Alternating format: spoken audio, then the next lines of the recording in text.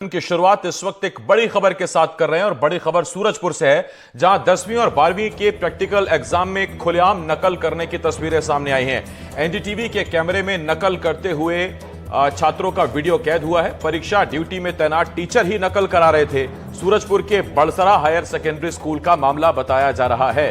तो ये बड़ी खबर इस वक्त हम आपको बता रहे हैं। छत्तीसगढ़ में 10वीं और 12वीं के बोर्ड के एग्जाम चल रहे हैं और ऐसे में सूरजपुर में 10वीं और 12वीं की प्रैक्टिकल एग्जाम में खुलेआम नकल करने का खुलासा हुआ है। एनडीटीवी के कैमरे में नकल करते छात्रों का वीडियो कैद हुआ है। परीक्षा ड्यूटी में तैनात टीचर ही नकल करा रहे थे। सूरजपुर के बड़सरा हायर सेकेंडरी स्कूल का यह मामला बताया जा रहा है। तो जहां टीचर्स का खौफ होता है बच्चों में, टीचर की मौजूदगी में बच्चे नकल करने की हिम्मत नहीं करते, ऐसे में अगर टीचर ही बच्चों को नकल कराने लगे तो फिर सवाल यह उठता है कि बच्चे अगर पास हो भी गए तो फिर वो क्या पास हुए या उनका भविष्य आखिर कहां जा रहा है। तो सूरजपुर के बड़सरा स्कूल की तस्वीरें इस वक्त हम आपको दिखा रहे हैं, जहां नकल करने का आरोप लगा है, खुलेआम नकल करने का आरोप लगा है और टीचर पर आरोप है कि उन्होंने ही बच्चों को नकल कराई है।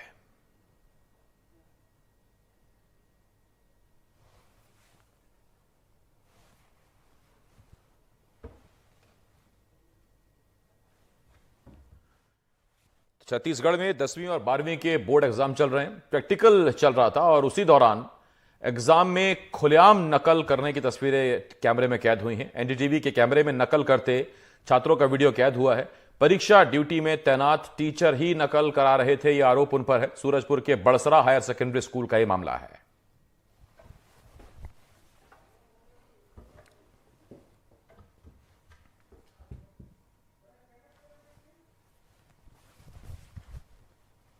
यहाँ क्या कर रहे हैं? मतलब क्या परीक्षा ले रहा हूँ। हाँ, किस क्लास का परीक्षा है? क्या परीक्षा है? प्रैक्टिकल परीक्षा है प्राइवेट वालों का। कौन कौन से क्लास का? 10th 12th का। तो प्रैक्टिकल में सारे बच्चे खुद बुक निकाल के लिख रहे हैं, एक दूसरे को देख के लिख रहे हैं, आप वहाँ पे ड्यूटी कर रहे हैं, क्या है ये? प्राइवेट वाले बच्चे हैं सर, कमजोर बच्चे हैं, लिखवा रहा हूँ। अच्छा, तो कितने बच्चे हैं? 10-12 बच्चे हैं। तो क्या चीज से लिखवा रहे हैं? वो पुराना फाइल दे दिया हूँ सर, अब उनके पास कुछ है नहीं, बनाए नहीं बच्चे। तो कौन कौन सी क्लास के बच्चे हैं सर इसमें? 10th 12th के। तो ऐसा नियम में है क्या कि जो कमजोर रहेंगे उनको लिखवाना है? ये तो फॉर्मेलिटी तो करना है सर, अब कैसे करेंगे?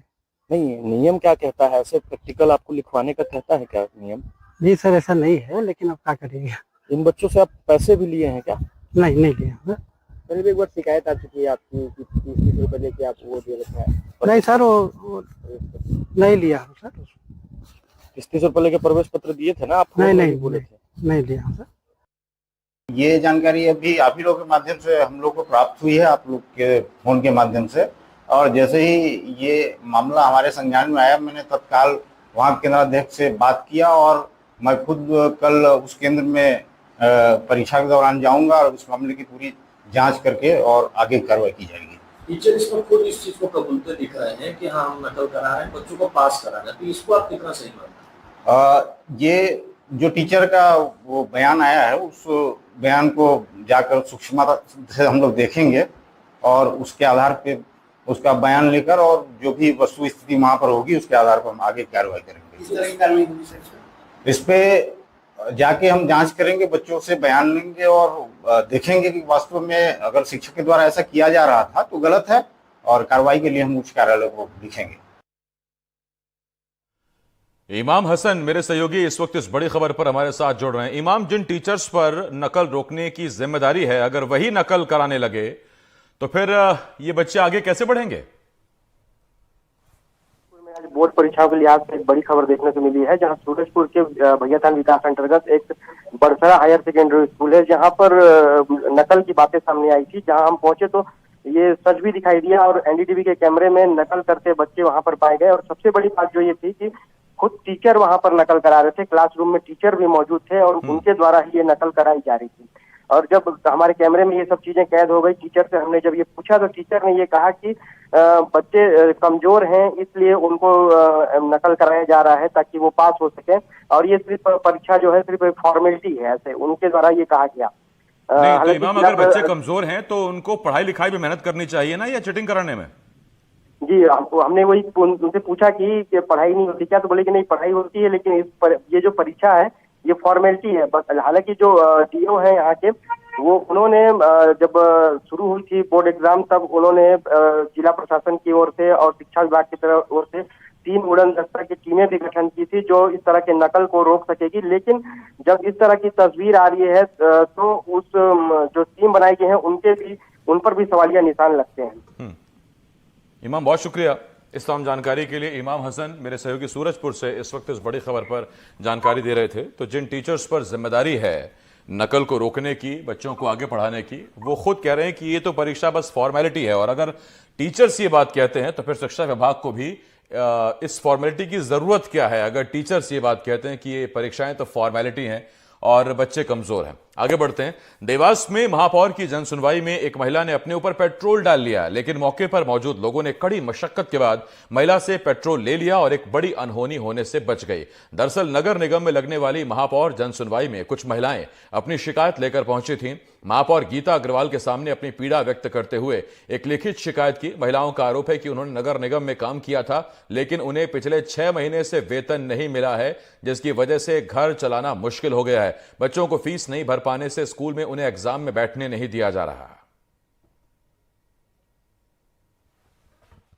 सर, हमारी सैलरी पिछले 6 महीने से नहीं आई है। मतलब आज हमारा टेंडर खत्म हुए 5 महीने हो गए हैं और हम लोगों ने ये अपने जो आईसी मेंबरों के पद पर हमने काम किया था। सर, हमने सर्वेक्षण टाइम पे अपनी जो टीम आती है बाहर से, सर तब भी हमने सर्वेक्षण करवाया। उसके बाद लाडली बहना के जो फॉर्म थे हम लोगों ने वो भी पूरा 8 बजे रात तक भी हम लोग बैठे, 6 बजे तक फॉर्म भरा है। सर बिना भूखे प्यास हमने ड्यूटियाँ की और आज सैलरी लेने के लिए आते हैं तो बोलते कि आप लोग नगर निगम के लोग नहीं हो।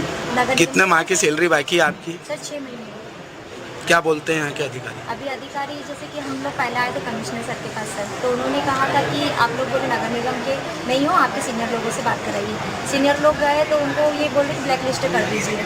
वो ठेकेदार को ब्लैक लिस्ट कर दिया। सर हमारा उससे कोई इशू नहीं है, पर दूसरा इशू ये है सर, हम अभी कलेक्टर ऑफिस जो अपना जन सुनवाई वहाँ पर भी गए थे, वहाँ से भी उन्होंने बोला था कि ठीक है हम कार्रवाई करेंगे। पर सर अभी तक पिछले 3 आवेदन हम लगा चुके हैं, पर अभी तक कोई। जैसे कितनी महिलाएं आपके साथ? सर 45 महिलाएं हैं। कितना पेमेंट बाकी है आप लोगों को? सर हम लोगों का पेमेंट तो जैसे कि हमारी 6 महीने की बाकी है, तो हमारी 7,000 से 48,000 रुपये जैसे हम एक मेंबर की हो रही है। ये जो मिट्टी का तेल डाला ये कोई समस्या का हल थोड़ी है। वो कह रही है उनके बच्चे की फीस नहीं भर पा रही है, 6 महीने हो गए, मात्र 7,000 रुपये पेमेंट है। मेरा कहना है मिट्टी का तेल डालने से कोई फीस नहीं भराएगी। अपन बात कर रहे हैं, उनसे समझाया, उनके बात करेंगे तभी तो कोई समस्या का हल होएगा। ग्वालियर में अपनी 5 सूत्री मांग को लेकर जूनियर डॉक्टर हड़ताल कर रहे हैं। गजरा राजा मेडिकल कॉलेज के जूनियर डॉक्टर ने बुधवार को ओपीडी में काम नहीं किया और अस्पताल के बाहर जमकर प्रदर्शन किया। ओपीडी बंद होने से मरीजों को भी परेशानी का सामना करना पड़ा। ग्वालियर में गजरा राजा मेडिकल कॉलेज से संबद्ध जेएच जो हॉस्पिटल है यहाँ का 1000 बिस्तर का, इसमें भी जूनियर डॉक्टर हड़ताल पे हैं और हड़ताल अब लगातार बढ़ती जा रही है क्योंकि सरकार अभी तक इनकी मांगों पर कोई विचार कर नहीं पाई है। तो इसलिए अभी हड़ताल टूटने का नहीं नाम ले रही है। आज ओपीडी बंद करने का था कॉल, तो आज ओपीडी बंद की गई है और पहले काली रिबन लगाकर बातचीत कर रहे थे, बातचीत भी कर रहे थे और काली रिबन बांधकर काम कर रहे थे। और ये सर कुछ नारे है ना,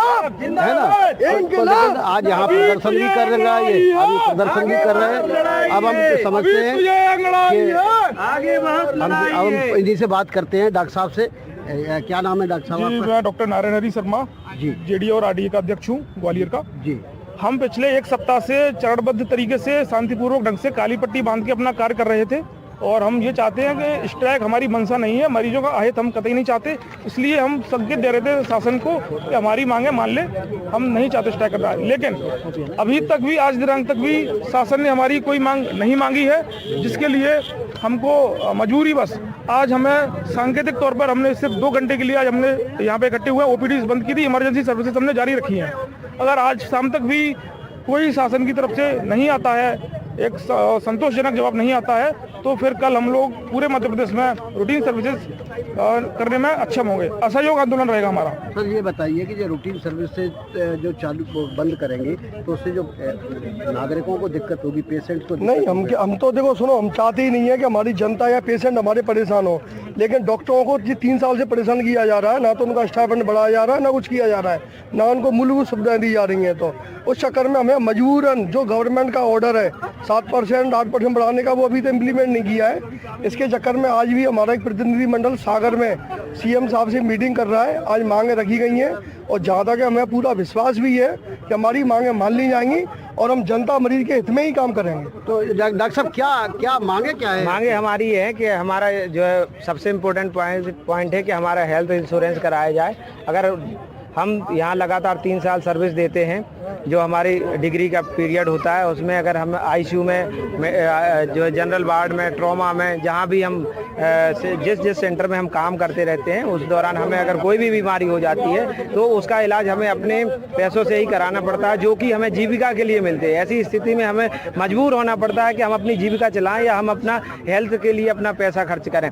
ऐसी स्थिति में हमारा स्वास्थ्य बीमा होना चाहिए और जो एक हर रेजिडेंट के लिए सबसे आवश्यक कदम है। दूसरे मेडिकल कॉलेजों में 1 लाख 1.25 लाख, हमारे इधर 1 से 1.25 लाख में जो है फीस होती है और दूसरे मेडिकल कॉलेज जो दूसरे स्टेट के, से 10 से 15 हज़ार रुपये फीस होती है। ये मेजर डिफरेंस है, जो कि जबकि हम सब लोग बराबर काम करते हैं। तो ऐसी स्थिति में उनका जो फीस स्ट्रक्चर है वो सेम किया जाए। तीसरी हमारी मांग ये है कि जो हमारा इंक्रीमेंट बढ़ना था हर साल 7% के आसपास, वो आज तक नहीं मिला। विगत 3 वर्षों से कुछ नहीं मिला है, जो था वही है।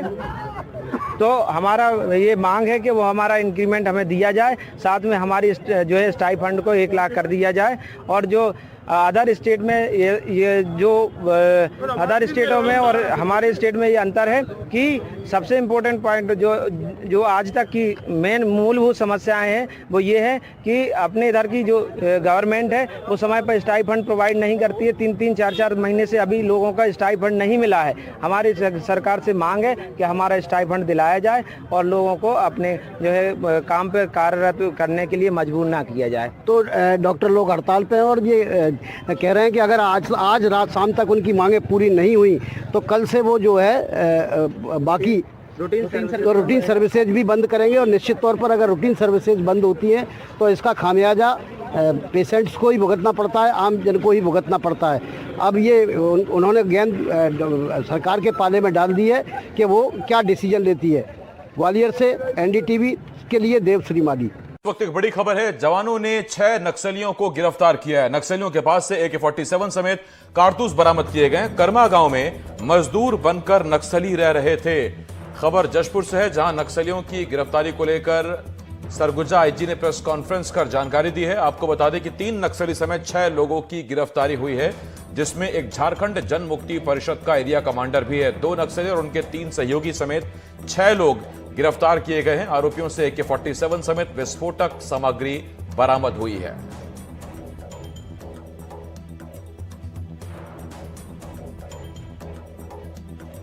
अभिषेक मेरे सहयोगी इस वक्त इस बड़ी खबर पर हमारे साथ जुड़ रहे हैं। अभिषेक, कहां से हुई इनकी गिरफ्तारी? झारखंड मुक्ति परिषद के जो सदस्य हैं, इनको गिरफ्तारी जो जशपुर जिले के नारायणपुर थाना क्षेत्र में ये बेस बदल कर एक पोल्ट्री फार्म में काम करते थे और करीब यहाँ पर 1 महीने से अधिक से दिनों से निवासरत थे। और इनके जो एरिया कमांडर जो है इनके साथ में रहते थे और ये बड़े यहाँ वारदात को अंजाम देने के फिराक में थे। यहाँ पर पुलिस ने बीती रात को दबिश दी और दबिश देकर करीब 6 सदस्यों को गिरफ्तार किया, जिसमें मुख्य रूप से एक इसमें एरिया कमांडर उनको भी गिरफ्तार किया। इनके पास से करीब एक AK-47 और 90 जिंदा कारतूस इनके पास से बरामद किया और पुलिस ने सभी को गिरफ्तार कर जेल भेज दिया है। तो ये सभी नक्सली हैं या कुछ नक्सल सहयोगी भी हैं?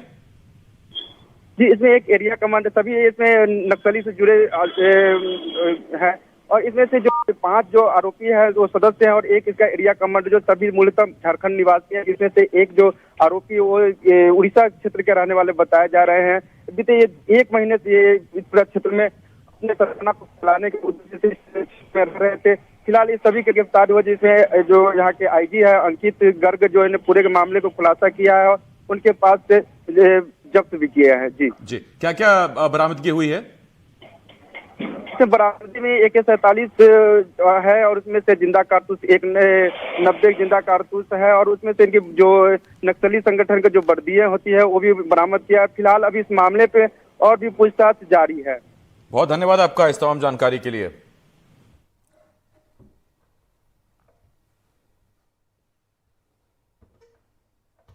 हमारे साथ यह इंफॉर्मेशन शेयर की गई थी कि JJMP जो झारखंड एवं छत्तीसगढ़ दोनों जगह एक प्रतिबंधित संगठन है, उसका एरिया कमांडर टुनेश उरांव यहाँ पर हथियारों के साथ जशपुर में छिपे होने की सूचना हमें प्राप्त हुई थी, जिस पर जिला जशपुर और जिला बलरामपुर की संयुक्त टीम द्वारा ऑपरेशन किया गया। इस ऑपरेशन में कुल 6 आरोपियों की गिरफ्तारी हुई है और उनके कब्जे से एक AK-47, एक मैगजीन, 90 जिंदा राउंड, मोबाइल, नक्सली साहित्य, नक्सली वर्दी एवं अन्य दैनिक उपयोग की सामग्री बरामद हुई। और इस वक्त एक बड़ी खबर MP से, अशोकनगर से, जहां बेतवा नदी से मछली पकड़ने को लेकर विवाद हो गया। मछली पकड़ने से रोकने पर मछुआरों ने चक्का जाम कर दिया। मध्य प्रदेश उत्तर प्रदेश बॉर्डर पर चक्का जाम कर दिया गया है। तो ये बड़ी खबर इस वक्त हम आपको बता रहे हैं, जहां अशोकनगर में मछली पकड़ने से रोकने को लेकर चक्का जाम की स्थिति बन गई है और ये तस्वीरें इस वक्त हम आपको दिखा रहे हैं। विरोध किया गया है और इस बात पर पुलिस मौके पर मौजूद है, समझाने की कोशिश कर रही है। तो ये तस्वीरें इस वक्त हम आपको अशोकनगर से बता रहे हैं, जहां बेतवा नदी से मछली पकड़ने को लेकर विवाद हुआ। मछली पकड़ने से रोकने पर मछुआरों ने चक्का जाम कर दिया है। जो लीगल है वो आपकी मदद की जाएगी, इलीगल मांग के लिए चक्का जाम करेगा तो वो करनी नहीं होती है। हम दबाव नहीं बना रहे हैं, हम आपको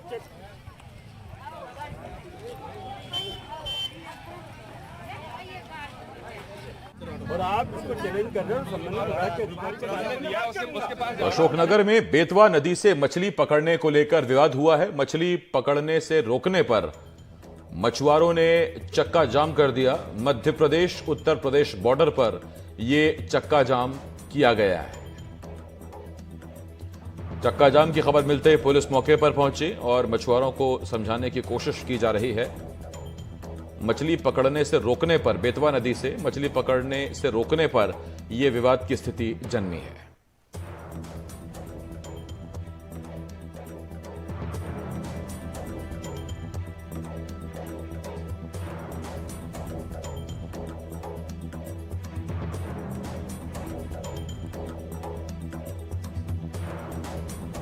तस्वीरें अशोकनगर की हैं आपकी टीवी स्क्रीन पर, जहां चक्का जाम की स्थिति बनी हुई है। दरअसल ये मछुआरे हैं, इनका आरोप है कि उन्हें बेतवा नदी से मछली पकड़ने नहीं दिया जा रहा है और इसी बात को लेकर विवाद हुआ। स्वदेश शर्मा हमारे साथ इस वक्त इस बड़ी खबर पर हमारे साथ जुड़ रहे हैं। स्वदेश, अभी भी चक्का जाम की स्थिति है या चक्का जाम हट गया? जैसे अभी पूरे चक्का जाम को देखा जाए तो TI चंदेरी ने पहुंच के चक्का जाम तो खुलवा दिया था, लेकिन लगभग 1.5 घंटे तक ये उत्तर प्रदेश और मध्य प्रदेश को जोड़ने वाला जो राजघाट बांध है उस पर जाम लगा रहा। तो कहीं ना कहीं 1-1.5 घंटा राहगीर परेशान हुए। फिलहाल की स्थिति में जाम TI के समझाने के बाद इन मछुआरों ने खोल दिया है। तो ये चक्का जाम हुआ क्यों, क्या मांगे हैं स्वदेश? दरअसल देखा जाए तो इन मछुआरों की ये मांग थी कि हमें बेतवा नदी के पर जो राजघाट बांध बनाया उस पर बेतवा नदी पे मछलियों का शिकार करने दिया जाए। वहीं इसमें जो ठेकेदार है, जो मछली पालन करते जिसके पास ठेका है, उसका ये कहना था कि अवैध तरीके से ये मछलियों का शिकार कर रहे हैं। जब हमारा ठेका है तो हम ही मछलियों को पकड़ के विक्रय और जो भी होता है वो करें। तो अवैध तरीके से मछलियां पकड़ने को लेकर इन मछुआरों की मांग थी कि हमें बेतवा नदी से मछलियों का शिकार करने जाए, जिसके वजह ठेकेदार द्वारा विरोध किया गया और उसके फलस्वरूप मछुआरों ने ये चक्का जाम किया। फिलहाल TI चंदेरी ने मौके पर पहुंचकर इन अवैध तरीके से लगाए गए चक्का जाम पर नाराजगी व्यक्त की और ये फिलहाल चक्का जाम खुलवा के यातायात जो बाधित था उसे सुचारू कराया। बहुत धन्यवाद आपका स्वदेश, इस तमाम जानकारी के लिए। स्वदेश मेरे सहयोगी इस वक्त इस बड़ी खबर पर हमारे साथ जुड़े हुए थे, जानकारी दे रहे थे। उधर खरगोन में सड़क की मांग को लेकर रहवासियों ने प्रदर्शन किया। आपको बता दें कि सड़क की मांग को लेकर करीब 1 साल से रहवासी परेशान है। वहीं अब रहवासियों ने सड़कों पर और साथ ही नगर पालिका अध्यक्ष छाया जोशी के कार्यालय के बाहर भी प्रदर्शन किया है और उन्होंने अपनी मांगे रखी हैं, नारेबाजी कर जमकर नाराजगी जाहिर की है।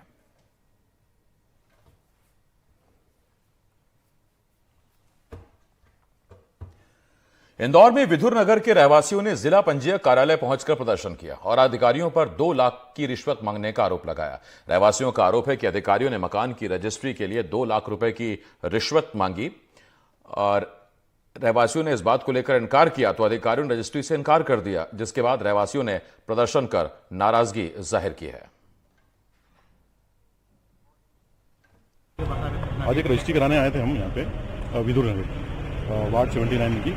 तो जिला पंजीयक जो उपंजीयक है शैलेंद्र सिंह धनरोतिया जी, वो काफ़ी भ्रष्ट आदमी है। उन्होंने उसी के चलते हुए रजिस्ट्री रोक दी है और रजिस्ट्री से इनकार कर दिया, जबकि ऐसा कोई उनको कानूनी अधिकार नहीं है, कोई विधिक कारण नहीं है उसको रोके जाने का। सिर्फ वो लेन देन के चक्कर में उन्होंने रजिस्ट्रियाँ रोक दी। यानी कितना लेन देन मांगते हैं? 2 लाख रुपए मांग रहे हैं, मतलब 1 लाख रुपए स्टाम्प ड्यूटी लग रही है और 2 लाख रुपए रिश्वत मांग रहे हैं। आपने मोदी जी का फोटो वगैरह भी लगाया है? मोदी जी का फोटो इसलिए लगाया हमने कि हम बीजेपी के कार्यकर्ता हैं और मध्य प्रदेश में मोहन यादव जी की सरकार है और मध्य प्रदेश में बीजेपी का सुशासन चल रहा है और उस तरह के भ्रष्टाचार मतलब बर्दाश्त करने योग्य नहीं है। कहाँ का मामला है? ये वार्ड 79 विधुर नगर। पंजीयक का कहना है कि सारे आरोप निराधार है, कोई पैसे की मांग नहीं की है, कोई साक्षी भी नहीं है उनके पास इस तरह के। साक्ष्य मैं आपको दे दूंगा। कहाँ शिकायत करेंगे आप इस मामले को लेकर? वरिष्ठ अधिकारी को शिकायत करेंगे, तो आज शाम को मुख्यमंत्री आ रहे हैं, उनसे निवेदन करेंगे ऐसे भ्रष्ट अधिकारी को तुरंत निलंबित किया जाए। लगातार जांचें चल रही है, वहाँ पे बहुत सारे विवाद हैं। उनके संबंध में जांच करने के पश्चात जो चेन डॉक्यूमेंट कंप्लीट है जिन लोगों का, उनकी रजिस्ट्रियां वैधानिक रूप से की गई हैं, चाहे तो उसको ऑनलाइन चेक किया जा सकता है, कहीं कोई इशू नहीं है।